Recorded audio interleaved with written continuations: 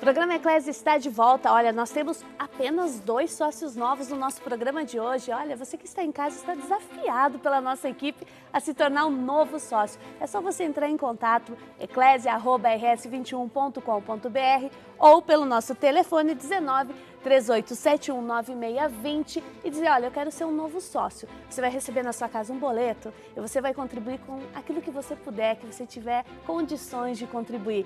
E todos aqueles que se tornarem sócios novos estão concorrendo a um kit muito interessante, com prêmios bacanas. Nós temos aí o DVD do Padre Guido Motinelli, Um Jardim de Flores, também o livro Sou Batizado e Daí, do Walter Ivan Azevedo, e o livro do Padre Fábio de Mello, Tempo de Esperas. Olha que kit bacana. Então, participe, entre em contato, se torne um novo sócio da Rede Século XXI.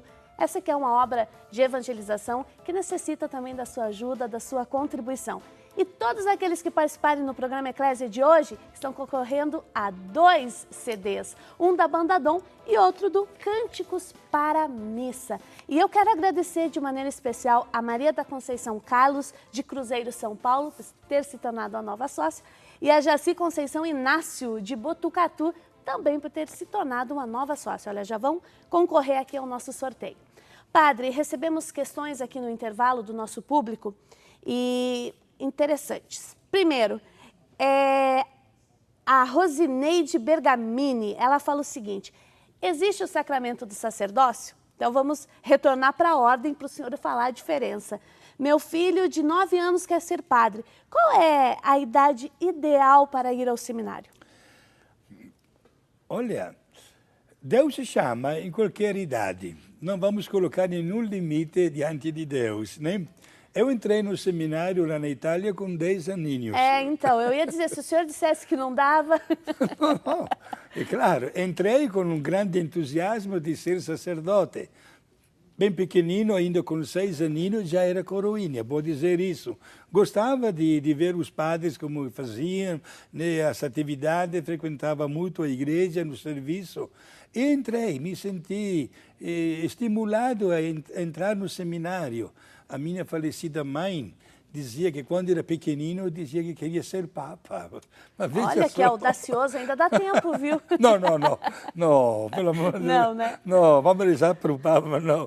Mas me sinto plenamente realizado. Quando entrei no seminário com 10 anos, éramos em 40, lá na Itália. Isso em que ano?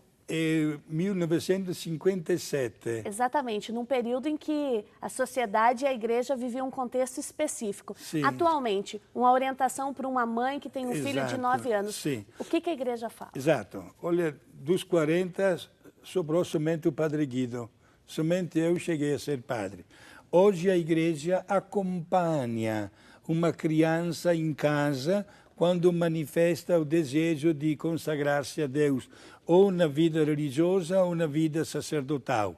Geralmente entra no seminário já com o 2º grau, quando já tem até um certo conhecimento, e já começa a pensar seriamente na sua vida futura e acha que é o caminho certo para ele, né? Até porque é uma caminhada que exige um amadurecimento, Sim, não é? mas não esqueçamos que a casa de uma criança, digamos assim, vocacionada, deve ser o primeiro seminário.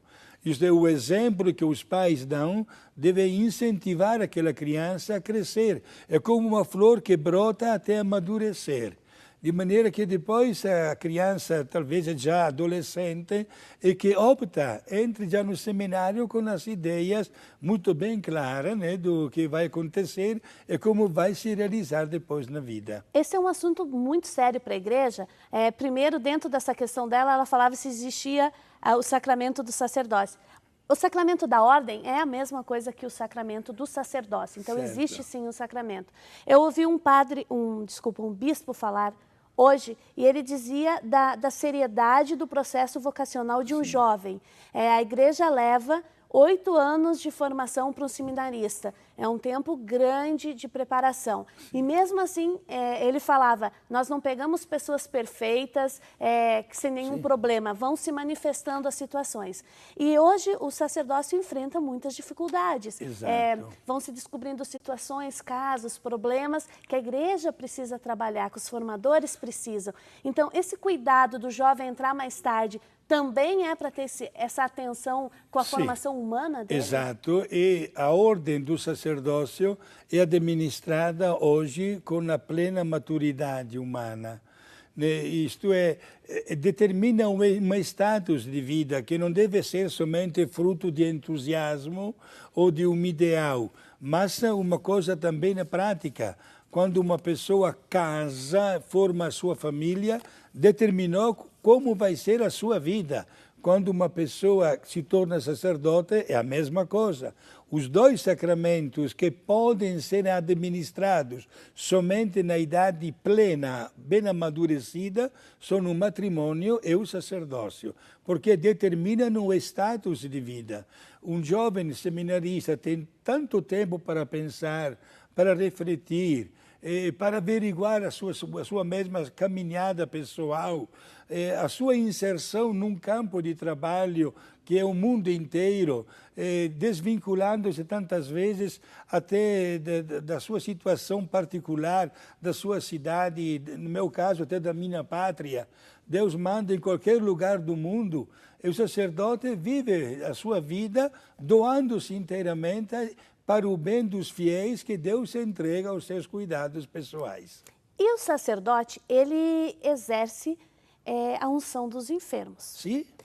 Mas antigamente a Igreja Católica falava a extrema unção, e esse termo mudou.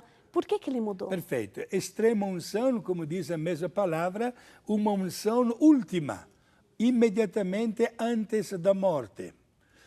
Inclusive, quando chegava o sacerdote para dar a extrema unção, por exemplo, nos hospitais, já os familiares entravam em pânico. Chegou o padre, significa que vai morrer. Não é bem assim. A igreja quer tirar isso da cabeça, porque o sacramento, que hoje chama-se de sacramento dos enfermos, é administrado para os doentes com uma certa gravidade, a pessoas idosas, e dá a força até de recuperar a saúde, de aceitar o sofrimento, mas sobretudo dá também o perdão dos pecados.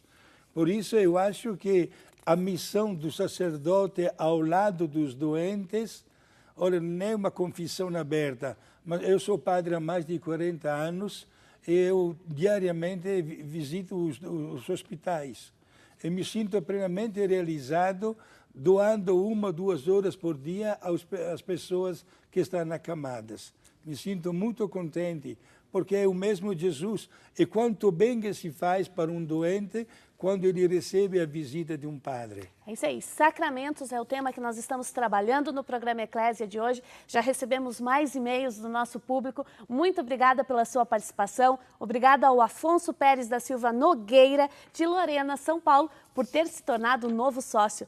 E ele e mais os demais que se tornaram estão concorrendo a um kit especial com um DVD do Padre Guido, também com 2 livros, um fala sobre o batismo e outro do Padre Fábio de Mello. Então, todos vocês que estão participando e se tornando um novo sócio aqui na Rede Século XXI, contribuindo com essa obra, vocês estão concorrendo a esse kit. Todos os demais que participarem concorrem a 2 sorteios. 2 pessoas vão concorrer aí ao CD sobre os cânticos das missas e também ao CD da banda Dom. Então, ligue e participe. É um prazer ter a sua pergunta aqui no nosso programa. Padre Guido, sobre o batismo, as pessoas têm diversas questões, então nós vamos falar sobre elas. A Sinira, de Bueno Grandão, Minas Gerais, primeiro ela pede a sua bênção, parabeniza pelo nosso programa, muito obrigado. E ela ficou surpresa de ter ligado a TV e ter nos encontrado em segunda-feira, em plena segunda-feira. Pois é, o nosso programa mudou de horário, agora é na segunda, às 9h15 da noite, ao vivo. As questões dela, primeiro, gostaria de saber o que acontece com crianças ou bebês que morrem sem ser batizados. Certo. Quando uma criança morre sem receber o batismo, nós a entregamos à misericórdia de Deus, em primeiro lugar. Isto é, só Deus sabe acolhê-la, né, na vida eterna. Antigamente se usava uma palavra chamada limbo.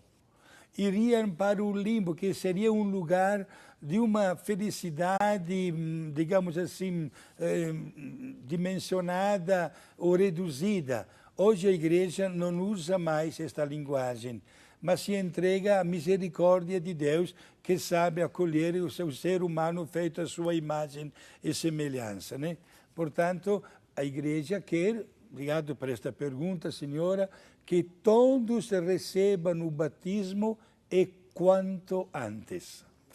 Você que está ligando a televisão agora e está achando estranho que o programa Eclésia está aqui, o programa Brasil Cristão foi para quarta-feira e o programa às 8 horas da noite e o programa Eclésia veio para segunda-feira às 9h15 da noite. É uma mudança aqui na nossa grade de programação da Rede Século XXI. Espero que todos vocês possam acompanhar e também gostem dessas alterações. No sábado, a reprise do programa Eclésia continua às 7h30 da manhã, então não perca. Padre, uma outra questão. Qual é a função cristã dos padrinhos do casamento? Desculpa. Qual é a função do padrinho do casamento? Sim, ser testemunha. O padre também é testemunha legal e religioso diante dos dois que prometem com juramento de amar-se, formando uma célula nova, uma família. Mas, padre, só emendando, sim, desculpa cortá-lo, mas se a pessoa não convida ninguém para o seu casamento, só vai lá com o padre e o casal? O padre já é testemunha qualificado. Então, o padre exerce a função do padrinho de casamento? Mais do que padrinho, é de testemunha. O padrinho de casamento é um título de honra. A Igreja não fala de padrinho de casamento, fala de padrinho de batismo e de crisma. Quando é uma criança ou um adolescente que deve ser acompanhado. No caso do casamento, ou como também até de um padre que se forma, a Igreja não coloca um padrinho de um padre. Nós costumamos convidar alguém que dá um acompanhamento, que nos acolhe, que se interessa bem de nós, etc. Por quê? Porque já as pessoas que contraem casamento, como também que recebem a ordenação sacerdotal, são bastante adultos. Uhum. Então, certo, seria o testemunho do que está acontecendo, sim, exato. E permanecem exatamente como testemunhas. Em caso de um problema que acontecer, estas pessoas serão chamadas para fazer o seu depoimento. E uma pessoa, muito obrigada por todas as questões enviadas pela Sinira, valeu Sinira. E uma pessoa que está deprimida, está com algum problema grave de saúde, mas não está doente, pode receber a unção dos enfermos? Pode. Doente do corpo, aliás. Sim, exato, pode, porque até a depressão é uma doença. Né? E tantas vezes a depressão leva, inclusive, até situações muito difíceis e críticas. A Igreja é muito sensível diante da pessoa que sofre. Uhum. Né? Dos santos óleos que o bispo consagra na Quinta-feira Santa, aquele que eu mais gastei até hoje foi o óleo da unção dos doentes. Dá um conforto, né? Porque antigamente, eu me recordo, através da fala das pessoas de mais idade, nossa, a extrema unção era em caso de morte, então até assustava a pessoa, sim, quando o padre chegava para dar a extrema unção. Hoje em dia já se tem uma outra leitura. Perfeito. Padre, sim, continua diversas questões envolvendo casamentos na Igreja Católica e batizado de filhas. Eu vou falar uma das, sim, que é do Mário Lichieri.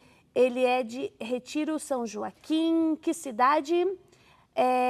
Não tenho a cidade aqui, mas enfim, padre. A pergunta é a seguinte: um casal que vive muito tempo junto, mas não é casado na Igreja Católica, pode batizar seu filho? Ninguém vai proibir de batizar o filho. É bom que os nossos amigos botem isso bem claro na cabeça, porque o perigo é que este filho cresça sem receber o batismo, quando não tem nenhuma culpa do que aconteceu na vida dos pais. Por isso, se há uma irregularidade nos pais, escolhem padrinhos que estejam em dia com Deus e a criança seja logo batizada. E digo agora para os pais, se vivem há muito tempo fora da lei de Deus, pelo amor de Deus, regularizem a vossa situação. Procurem um sacerdote que dá a orientação certa para sagrar e consagrar o vosso amor através da celebração. Não pensem na despesa, na festa, nos convites, num jantar festivo, nada disso. Pensem no sacramento, que é fundamental. E não precisa fazer muita propaganda, é suficiente uma pessoa como testemunha, além do sacerdote, que o sacerdote celebra o vosso casamento. Ainda sobre batismo, a Maria do Carmo Marcel França Madeira, de Campinas, fala o seguinte: há anos atrás era muito comum em famílias numerosas os irmãos mais velhos batizarem os irmãos menores, sim, sendo que neste caso o padrinho ou madrinha ainda não tinha 16 anos na época. O senhor falar sobre isso. E também tem mais uma questão envolvendo o batismo que o senhor pode responder junto. Batismo em casa é válido ou não? Em caso, eu respondo para a segunda pergunta. Em caso de extrema urgência, não somente em casa, como também tem no hospital, qualquer um de nós batizado é ministro extraordinário do batismo. Seu padre não pode ir, ou talvez não tem um carro à disposição, ou chega atrasado. Quantas vezes as enfermeiras, instruídas pelo sacerdote, batizam a criança antes de morrer? E aquele batismo é válido, porque, repito, todas as pessoas batizadas são ministros extraordinários do batismo. A primeira pergunta, é bela esta iniciativa que nem eu sabia, de irmãos mais idosos ser padrinhos praticamente. Os pais novos. Mas bom, é tudo dentro da família, tudo bem, não tem nenhuma proibição. Na verdade, porém, a orientação da igreja é que o padrinho ou a madrinha não seja da mesma família, seja alguém de fora que possa dar o devido acompanhamento, tá? Padre Guido, as perguntas sobre o batismo estão batendo recorde aqui, porque chegam uma atrás da outra. Quer dizer, é a necessidade das pessoas de saberem a respeito. Sim. O Cleto, de Berilo, Minas Gerais, fala o seguinte: gostaria de saber se uma pessoa batizada e que não fez a primeira Eucaristia pode ser padrinho de batismo. Batizada e que não fez a primeira Eucaristia, portanto, não é crismada. Não pode ser padrinho, porque seria como um engenheiro construir um prédio pelo segundo andar. Mas o senhor disse que um casal pode casar sem a crisma. Exato. Porém, aqui se trata de responsabilizar-se o padrinho. Como é que se responsabiliza se ele também não está em dia com Deus? Primeiro, procure colocar-se em dia com o sacramento da Eucaristia e do crisma. E depois poderá ser padrinho ou madrinha daquela criança. Muito bem. O Neno Sabino, ou melhor, Denilson Carlos Sabino, de Arara, São Paulo, fala o seguinte: quais são os relatos que os apóstolos ministravam os sacramentos? Nossa, é belo isso aqui. Convidaria esta pessoa... O Denilson. O Denilson a ler exatamente o primeiro capítulo do livro dos Atos dos Apóstolos, onde se fala destas primeiras experiências que eles faziam batizando as pessoas, obedecendo plenamente a ordem que Jesus deu momentos antes de subir para o céu. Ide no mundo inteiro, pregai o Evangelho, batizai todos os povos, eu estarei convosco até o fim do mundo. Portanto, temos uma fartura de documentos. São Pedro, meu amigo Denilson, São Pedro, está escrito neste livro dos Atos dos Apóstolos, num dia só, presta bem atenção, batizou 3.000 pessoas. Num dia. 3.000 pessoas, gente.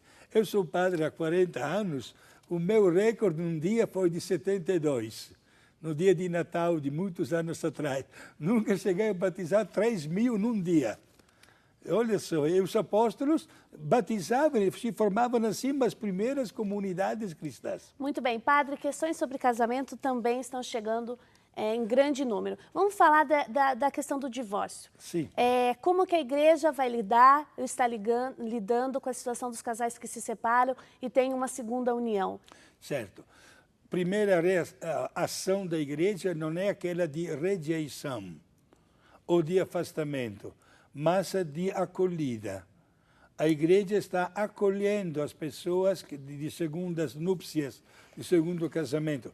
Claro que devido a esta irregularidade contrária à lei de Deus, não há a permissão da plena comunhão com a igreja, portanto, não pode receber o sacramento da Eucaristia. A igreja convida a fazer uma comunhão espiritual, mas não sacramental. E tem toda, porém, a acolhida como membros ativos dentro da igreja. E a igreja faz de tudo para manter a indissolubilidade do vínculo do matrimônio. A palavra divórcio não existe no dicionário da igreja. Quando um casamento, Simone, por motivos gravíssimos e acontecem, fracassa, a única coisa que é permitida também pela igreja é a separação dos dois. Entre dois males se escolhe sempre o menor. Mas a separação dos dois não autoriza os dois a formar uma nova família, porque até a morte de um dos dois permanece sempre o vínculo da indissolubilidade. Muito bem. Padre, dentro dessa questão do casamento, nós sabemos que esse é um assunto amplo, que as pessoas têm diversas questões, interrogações, e o Papa Francisco também já abriu as portas para debater sobre esse tema. Ele não quer que a gente se feche, não. É importante a gente receber, acolher as pessoas e trabalhar. A questão da disparidade de culto. O Jefferson de Campinas pergunta sobre isso. Questão tanto da comunhão quanto da disparidade. Perfeito. Há dois tipos de irregularidades. O primeiro chamado de mista religião, casamento de mista religião, e outro casamento de disparidade de culto. Mista religião é quando uma pessoa é católica, outro não é católico, é protestante, por exemplo. Ao passo que disparidade de culto, no nosso caso, é o matrimônio entre um católico e uma outra pessoa que exerce um culto que não tem nada a ver com a igreja. A igreja respeita a liberdade de escolha daquela pessoa que se ama, em primeiro lugar. Aceita o casamento, seja de mista religião, como também de disparidade de culto, com estas condições. A parte não católica jura e assina este juramento de deixar a parte católica exercer a sua religião e de batizar e educar os filhos na religião católica. Neste caso, se celebra o casamento e, para a parte católica, se torna sacramento. Muito bem. Na semana que vem, esse programa de hoje foi uma introdução ao que nós queremos amarrar na semana que vem. O Papa Francisco já fez algumas manifestações públicas e também reflexões bem pontuais sobre casamento de segunda união, o papel da mulher na igreja e a questão homossexual. Então, esse é o tema que o programa Eclésia vai trabalhar na semana que vem. Embasado, é claro, na semana que vem e nos próximos programas, porque são temas amplos, mas nós vamos estar embasados nos princípios da igreja e também nessa reflexão madura que o Papa Francisco vem despertando em cada um de nós e também na igreja, no clero, para que nós nos tornemos cada vez mais cristãos, mais engajados e também mais acolhedores das diferenças que estão aí, que nós precisamos olhar com clareza, com maturidade, para nós sermos mais felizes e vivermos com mais pessoas íntegras, né, Padre Guido? Perfeito. E agora nós vamos realizar o sorteio dessa noite. Então, primeiro, Padre Guido, como está perto de mim, eu vou sortear o novo sócio de hoje, o kit que recebeu. Quem recebeu foi a Jaci Conceição Inácio, de Botucatu, São Paulo. Parabéns, você recebeu o kit do programa Eclésia de hoje. Padre Guido, Por favor, sorteie Opa. alguém que participou aqui. Muitas pessoas que... Tem muita coisa aí. Vamos lá. Vamos lá, o Padre Guido sorteou a Rosineide Bergamini. Rosineide, parabéns, você ganhou ao CD da banda Dom, que nós estamos sorteando no dia de hoje. Mais um, Padre, vamos lá. Opa, mais um. Isso, mais um. Ó, Olá. nós não conseguimos fazer a pergunta, mas a pessoa participou e vai receber. É a Carlile Cláudio Pereira, de Barra Velha, Santa Catarina. Ela ganhou também o CD Cantos para a Missa, Cânticos para a Missa. Parabéns a todos vocês que participaram. Muito obrigado pelo carinho e pela atenção de vocês. A sua bênção, por favor, para encerrarmos o nosso programa. Tá certo, obrigado, né? Bela oportunidade de ajudar tantas pessoas a ter um belo esclarecimento e conhecimento desta presença de Deus através dos Santos Sacramentos. Segunda-feira estaremos aqui mais uma vez, né? Para todos, meus prezados amigos telespectadores, meu abraço e, como sempre, a bênção de Deus Todo-Poderoso, o Pai, o Filho e o Espírito Santo. Amém. Amém. Obrigada, Padre Guido. Obrigada a cada um de vocês. E não esqueça, a nossa equipe, o Padre Guido, você. Nós somos a igreja. Até a próxima semana.